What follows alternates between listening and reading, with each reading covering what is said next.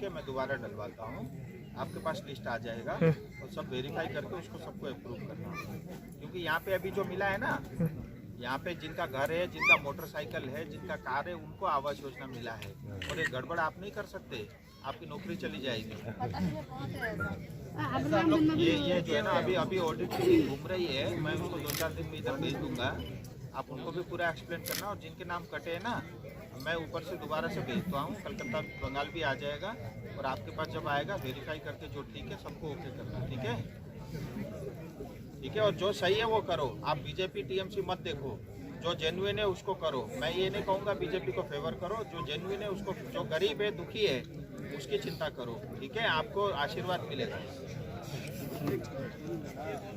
बालू ठाकुर।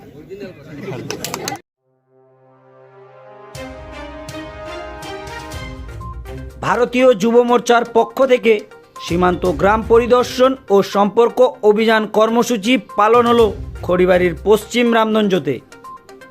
এদিন ভারত নেপাল সীমান্ত লাগোয়া এই গ্রামে স্থানীয় বাসিন্দাদের সঙ্গে কথা বলার পাশাপাশি সরকারের সুযোগ সুবিধা নিয়ে আলোচনা করেন দার্জিলিংয়ের সাংসদ রাজু বিষ্ট। সীমান্ত গ্রাম পরিদর্শন ও সম্পর্ক অভিযানে এসে প্রধানমন্ত্রী আবাস যোজনার দুর্নীতির অভিযোগ পেয়েই সরাসরি তিনি খড়িবাড়ির বিডিওকে ফোন করেন। কেন এলাকায় 126 জনের নাম বাদ গিয়েছে সেই বিষয়ে খোঁজখবর নেন। এছাড়াও এলাকায় পঞ্চায়েত সদস্য ও পঞ্চায়েত সমিতি উন্নয়ন খাতে সাংসদ তহবিল থেকে 5 লক্ষ টাকা মঞ্জুর করেছেন বলে জানান তিনি। পাশাপাশি ওই এলাকার রাস্তার কাজ ও ক্যানেলের কাজ শুরু হবে বলে আশ্বাস দেন সাংসদ।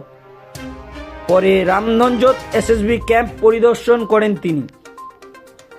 সভায় উপস্থিত ছিলেন সর্বভারতীয় বিজেপির যুব মোর্চার সাধারণ সম্পাদক রাজু বিষ্ট, মাটিগাড়া নকশালবাড়ি বিধানসভার বিধায়ক আনন্দময় বর্মন, ফাঁসিদেওয়া বিধানসভার বিধায়ক দুর্গা মুর্মু, কেন্দ্রীয় কমিটির সদস্য ভক্তি শর্মা, বিজেপি যুব মোর্চার সভাপতি অরিজিৎ দাস সহ অন্যান্যরা। देखिए, मोदी जी के नेतृत्व में आज जो है भारत के हर क्षेत्र, हर कोने कोने तक विकास पहुंच रहा है। और मोदी जी की सरकार आने के बाद मोदी जी ने तय किया कि बॉर्डर इलाके में भी विकास होना चाहिए, क्योंकि बॉर्डर इलाके में रहने वाले लोग हमारे सबसे बड़े सैनिक हैं। भारत के जो सैनिक हैं उनके साथ उतनी अलर्टनेस और उतनी मेहनत और उतना ही जागरूक रह करके देश की सीमाओं की वो सुरक्षा करते हैं। दुर्भाग्य से आज़ादी के 70 साल तक जब भी कांग्रेस की सरकार रही, उनका एक पॉलिसी था कि बॉर्डर से 5 किलोमीटर अंदर में कोई एक्टिविटी नहीं करनी। वहाँ पे इंटरनेट नहीं होता था, सड़कें नहीं होती थी, और वहाँ पे रहने वाले लोगों के तक सुविधाएं नहीं पहुँचती थी। आज उल्टा है, क्योंकि भारत देश में 15,000 किलोमीटर सीमाओं की जो है हमारी सीमाएं लगती है दूसरे 8 देशों से। 7,500 किलोमीटर का समुद्री तट है जो बॉर्डर इलाके में है। कुछ आइलैंड भी भारत देश के पास है, और 50,000 से ज़्यादा गांव, 470 से ज़्यादा ब्लॉक और 117 ज़िले ऐसे हैं जो सीमावर्ती ज़िले हैं। और वहाँ पे रहने वाले करोड़ों, खास करके पूरा ये नॉर्थ बंगाल और नॉर्थ ईस्ट का इलाका, आप वैसे भी नक्शे में आप समझ सकते हैं, ये बॉर्डर इलाके होने के कारण आखिरी गांव तक वो सुविधाएं, जन सुविधाएं, डेवलपमेंट नहीं पहुंचता। हमने प्रण लिया है भारत के उन सभी गांव में जाएंगे, विकास हुआ है नहीं हुआ है उसकी जांच करेंगे, और उस गांव में रहने वाले लोगों की एस्पिरेशन, उनकी इच्छाएं, उनकी अपेक्षाएं, वहाँ का विकास, उन सबको समझ करके आने वाले समय में जो भी भारत सरकार करेगा, उसमें ये जो युवा मोर्चा के 300 कार्यकर्ता आज देश भर में भ्रमण करके बॉर्डर इलाके में जा रहे हैं, उनके माध्यम से एक बड़ा काम जो है बॉर्डर में रहने वाले लोगों के उनके उद्धार के लिए, उनके भलाई के लिए होगा। मैं आज फांसीदेवा इस नेपाल बॉर्डर के आखिरी गांव में, आपको पता है, यहाँ पे मौजूद है। मुझे दुख के साथ कहना पड़ता है, यहाँ पे 126 प्रधानमंत्री आवास योजना, जिनके पास पैरों में पहनने की चप्पल नहीं है, ऐसे लोगों के लिस्ट में नाम था, वो सारा काट दिया। और टीएमसी के जिनके 2 तले के बिल्डिंग बने, जो बाइक में घूमते हैं, जो कार में घूमते हैं, उनको आवास योजना का पैसा गया।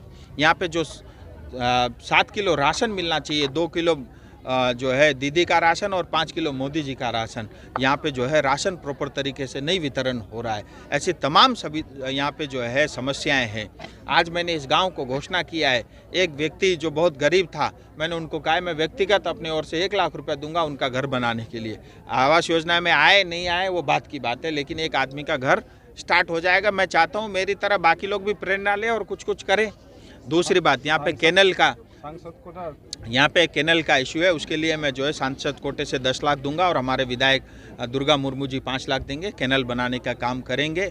और एक यहाँ पे 2.5 किलोमीटर की सड़क है और उसको प्रधानमंत्री आवास ग्राम सड़क योजना से उसको 2.5 किलोमीटर का हम बनाएंगे। और यहाँ पे जितने भी पंचायत समिति और पंचायत मेंबर हैं 6-7 है, उन सबको मैं 5-5 लाख रुपए दूंगा और अपने अपने गांव में वो विकास कार्य के काम करेंगे। सो एक सांसद होने के नाते मैं जितना कर सकता हूं उससे अधिक मेरा प्रयास रहता है, मैं करता ही हूँ, क्योंकि राजनीति जीवन में मैं चाहता हूँ मुझे इतना बड़ा एक पद मिला है और मैं इतने लोगों के लिए, लाखों करोड़ों लोगों के लिए काम कर सकता हूँ। मेरे लिए इससे कोई बड़ा सौभाग्य का विषय नहीं हो सकता है। रुपया पैसा बात की बात है।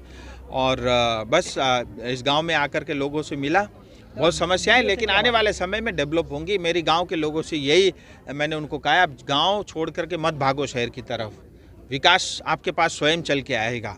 और दूसरा, यहाँ पे धर्म परिवर्तन बहुत तेज़ी से हो रहा है, कहीं ना कहीं ये भी गलत हो रहा है। और मैं प्रशासन पुलिस से ये आग्रह करता हूँ, इस तरह की चीज़ें अगर गांव में, विशेष करके आदिवासी गोरखाओं में लोग जो है लालच दे करके धर्म परिवर्तन करा रहे हैं, ये कहीं ना कहीं जो है ये गैरकानूनी है और ये उचित नहीं है। तत्काल रूप से रोका जाना चाहिए। और मैं लोगों से भी अपील करता हूँ, सभी धर्म का आप सम्मान करें, चाहे मुस्लिम हो, चाहे हिंदू हो, चाहे क्रिश्चियन हो, लेकिन धर्म परिवर्तन मतलब हम अपनी माँ को बदल रहे हैं, मुझे लगता है वो बहुत बड़ा पाप और अपराध है।